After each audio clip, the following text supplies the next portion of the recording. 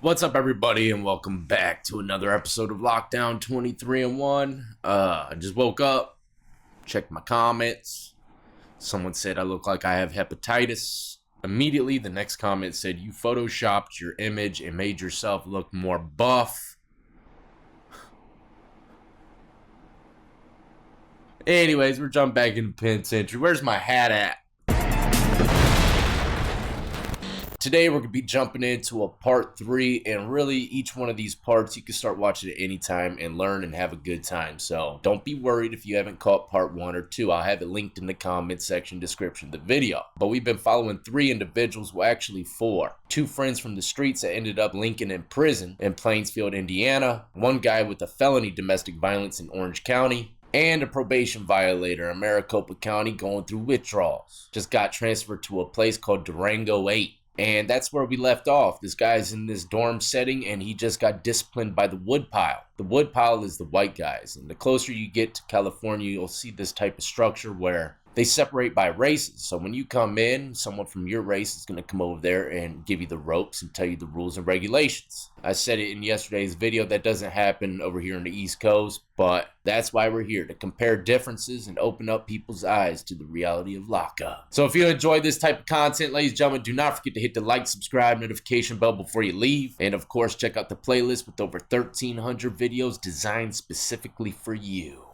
Alright, so we left off right here. We're going to backtrack just a couple minutes, but like I said, the woodpile is disciplining a new inmate, or kind of showing him the ropes and what could be at stake if he breaks the rules. And they just shipped him from Maricopa County to this place called Durango 8. It's some kind of dorm setting, and it's supposed to be low level. If they're acting like this in a low level dorm, I can only imagine what's going on in the felony ones. They're probably super tight about the rules. That's typically how it goes, no matter where you're at. The higher level prison you are, the more structure you're going to see. The more dirt, schemes, lies, tricks, and manipulation you're going to see as well. Let's get right into it though, because I'm dying to find out if this guy's dad's going to put up the Mustang. I didn't mean it in a disrespectful way to him. Well, regardless how you meant it, we take disrespect real serious. Yeah, here. I understand. If you guys feel like I deserve bunk restriction, then well, no, you're gonna get a chin check. You're gonna get a chin check. Let me stop right there and answer a question that was asked to me a lot in the comment section yesterday. What should you do if you have to get put in there and get a chin check? Should you just take it or should you fight back? You know, that's a great question. I've never been put into this situation, but if I were to guess, look, they got a system out there that ain't been broken for many years. It's protocol. That's how they do it. Even COs know it.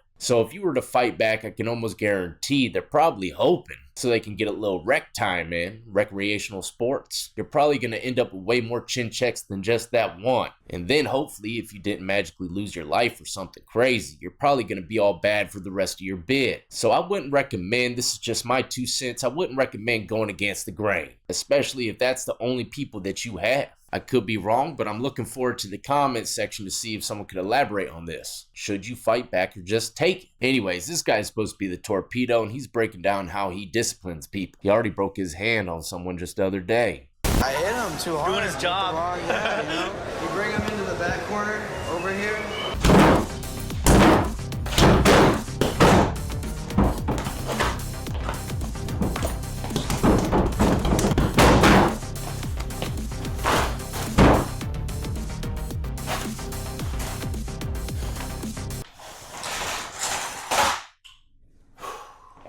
I don't Photoshop this, bruh. That's not Photoshopped. You already had your 1 warning. Now all the rules have been read to you. So the next time, you know. He manned up. He took it. He manned up. He said he was ready. He said he was ready if he needed to go in there. That carried some weight with me. So a lot of people think that this is a bunch of bullcrap, giving a grown man rules. He's already locked up. But if you ever been locked up in a facility with no kind of rules or regulations, you'll understand why. Being in a prison without any rules, regulations, or structure by anybody other than the COs, which you know everybody's already going to break them, it's pure anarchy. It's terrifying. You don't know if someone wants to come steal your food, then put you to sleep and steal your cheeks. If you're not a part of any organization or anything like that, there ain't gonna be no repercussions for that person. You're gonna have to either handle that shit yourself or check in. So a lot of rules and regulations and having people to go talk about certain situations that might come your way, like your race, could be beneficial in many ways. But as a lot of you know, and I know, that there's people that are part of this way of life, and they get put into situations that they don't want to be put in. You know, everything has a positive and a negative.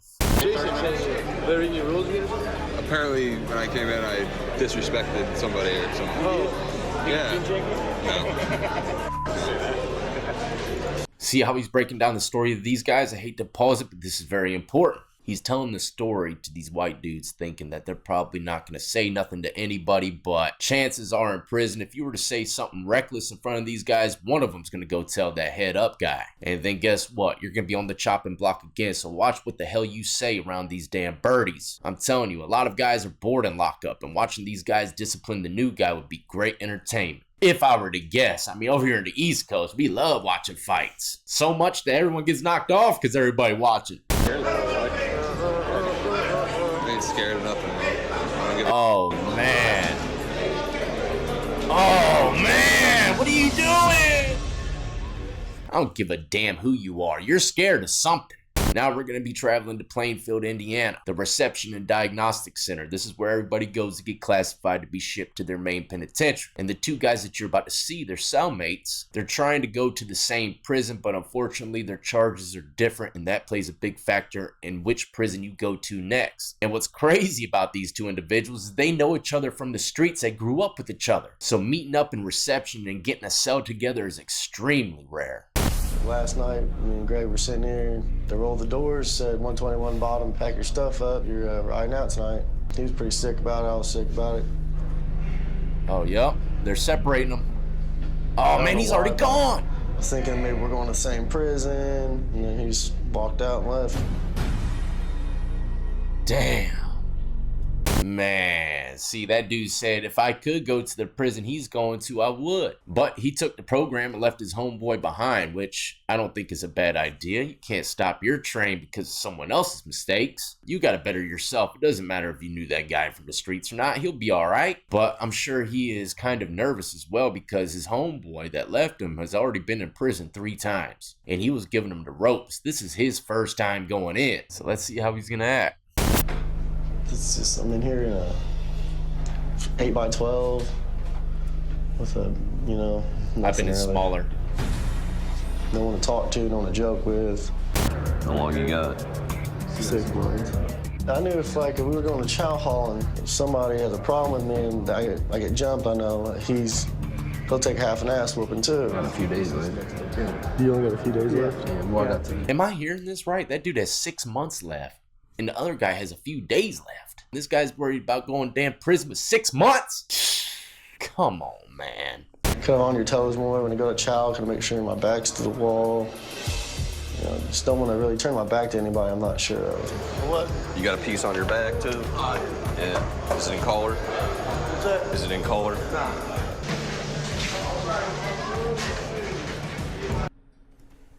Oh, man, that's actually kind of disrespectful right there, man. He's just lifting up his sleeve without even asking. Almost like he's carrying him a bit, you know? And I can probably guarantee that he can tell he's scared the way that he ain't letting him get behind his back and he's kind of shifting over a little bit every time he's talking behind him. I wouldn't say that that's a bad thing, but you don't want to look too damn scared, right? And like I said, I hate to stop it again, but that dude's never been to prison. And he's coming in there with a Viking across his chest and spider webs on his neck. So, like I said, a lot of people feel as though you need to earn those spider webs and maybe even the word Viking. Look, this is prison and all that Viking, Thor stuff, it's cranked up to a whole nother level.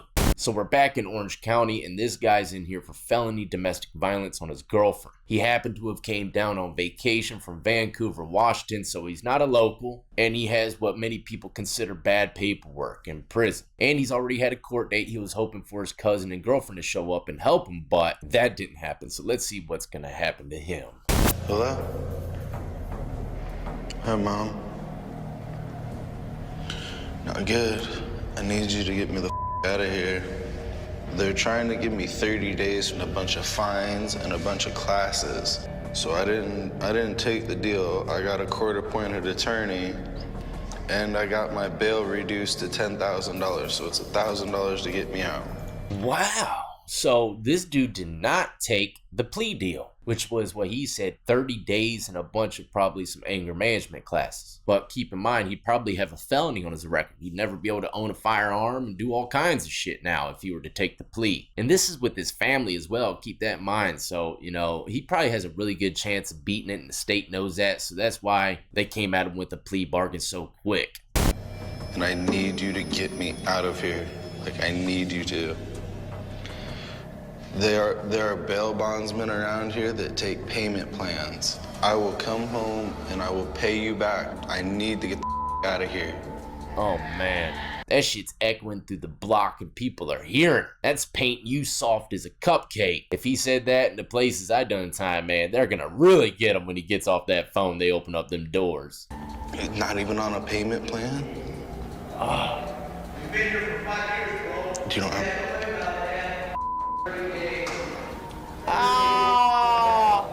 You don't understand what it's like. You've been here for 5 days. Shut the fuck up and don't worry about the 30 days. Mom, you need to get me the out Maybe of here. she has a Mustang. Out of here, please. Hello? She banged on him. Hello? Mom? Hello? Mom? Oh, God. Oh. Hello? Mom. She would bail me out, but she don't have the money for it. I want to go see my girl, but I can't. Man, reversible sling coat starter jacket came out the closet while you've been locked up, bro. I'm just playing, man. Everybody rides on individuals like that when they get locked up and their girl stays home. Starter coat Jodie Foster always takes care of the kids while you're gone. I'm just playing, man. I hated it when people did that to me. I'm like, man, my girl's loyal. I know what to do right now. Lights out! Oh, belong here! We're back in Maricopa at the Durango 8 facility, and we're still waiting to see if Homeboy's dad's gonna put up the stang. I had a pretty low bond.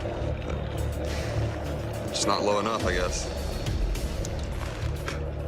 Yeah, now you get a visit. You want to visit? What? Uh-oh, visit? Is it Dad? Dad, where's the fucking stang?